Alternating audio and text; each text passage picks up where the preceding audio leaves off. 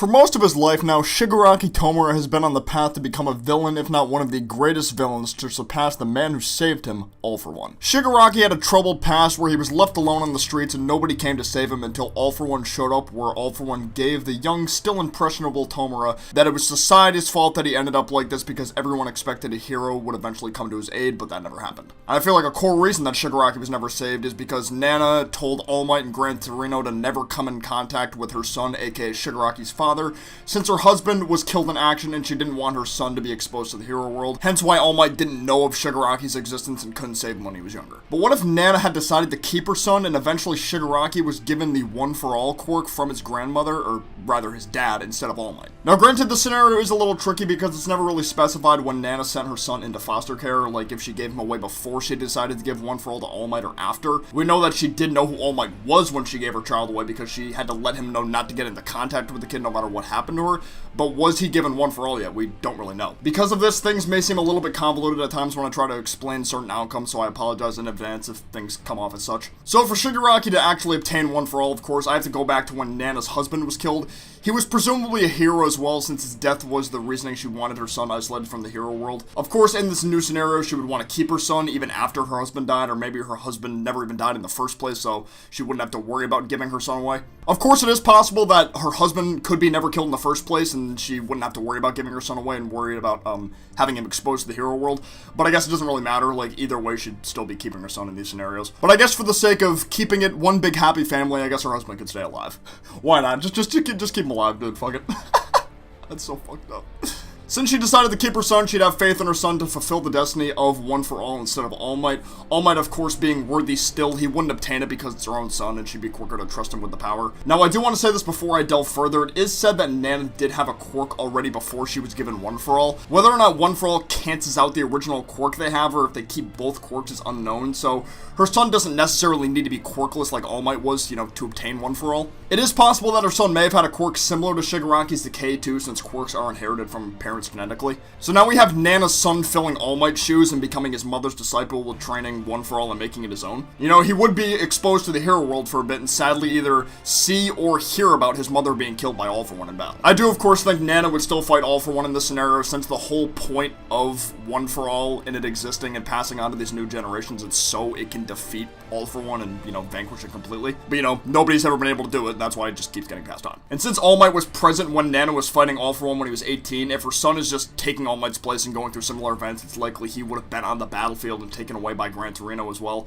with the last thing he sees is his mother trusting him to carry on One for All's will. Knowing that it was All for One who killed his mother would give him even more motivation to strive and become a great hero and, get rid of All for One. But this doesn't necessarily mean her son would become the symbol of peace per se, even though Nana was the one to tell All Might he needs to always be saving people to smile no matter what. All Might was the one who came up with wanting to be the symbol of peace everybody could always rely on, so Shigaraki's dad would still become a solid hero, just not necessarily the symbol of peace, because I don't think I could see him coming up with the exact same ideals as All Might on his own. It'd be kind of random, I guess. Because of this, the hero world back then would be kind of similar to how it is now, where there is no symbol of peace. There is a number one hero, but there's no symbol of peace, and villains could feel like they have more freedom to do what they want. But back to him moving forward in life with his family. Later in life, this man would get married or just have a baby with an unknown woman and give birth to Shimura Tenko, aka Shigaraki Tomura. In the current timeline, Shigaraki's dad does seem to be presumed dead, but of course in this scenario, he would need to stay alive in order to give Shigaraki One for All. Since Shigaraki would need to train his body and, grow up more, become more mature, and, go through puberty and all that, so his body would be able to handle the quirk. His dad would likely need to stay alive, so he'd be able to get to that point where he'd be able to give Shigaraki the quirk when Shigaraki's body is ready. Of course, that means Shigaraki never would have met All for One. At least that's what's heavily implied. It seems like a decent consensus among the fanbase right now is Shigaraki accidentally killed his dad and was left alone with nobody to take care of him, or maybe his, point is his dad is dead and he was left alone, which led All for One to be the one to quote-unquote find him. This version of Shigaraki would have stayed with his father though, since this version of his father would have been more knowledgeable about the hero world, quirks, etc. I don't think he could have been caught off guard like that and accidentally killed by his son when his quirk is developing. The decay quirk, that is. As time passes and Shigaraki and his family grow together, it comes the time where Shigaraki's dad fights All for One just like All Might did. Since the way One for All works quirks, where the quirk becomes more powerful each time it's passed on. Shigaraki's dad would have likely beaten All For One here, just like All Might did. And I think him having a version of the decay quirk alongside One For All would have given him even more of an upper hand when fighting All For One. You know, All Might only had the One For All quirk, but if the two quirks don't cancel out and Shigaraki's dad has One For All and a potential version of the decay quirk, it would give him much more of an upper hand than All Might had. And about 5 years passed since that battle takes place. The reason I say 5 years is because 5 years passed when All Might fought All For One and presumably defeated him before he met Deku and thought he'd be fit to carry on the One For All will. Now it's Shigaraki's time to inherit One For All from his father, where they would have a father-son but teacher-student relationship as well from here on out. Shigaraki would have been raised by a man who not only hated All For One, but was passionate about carrying out his mother's legacy and continuing to pass it on to the next generation, aka his own son. One For All plus Decay, imagine how sick of a quirk combo that would be. Because Shigaraki's already like pretty powerful with just Decay as is, but imagine a full cowl Shigaraki zooming up on villains and rusting their legs to prevent them from escaping. That's just godlike. But I'll maybe talk about how strong Shigaraki could be with One For All in a different video. Wink wink nudge nudge.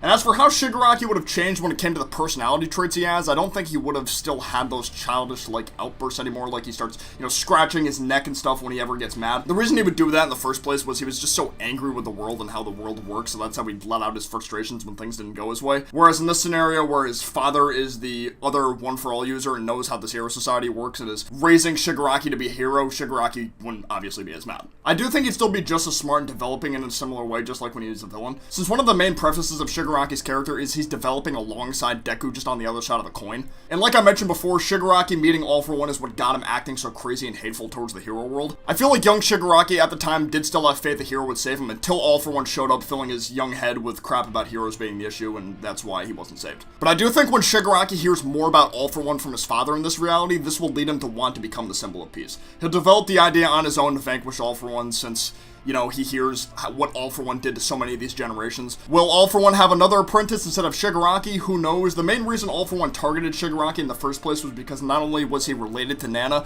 but he knew All Might wouldn't be able to find him.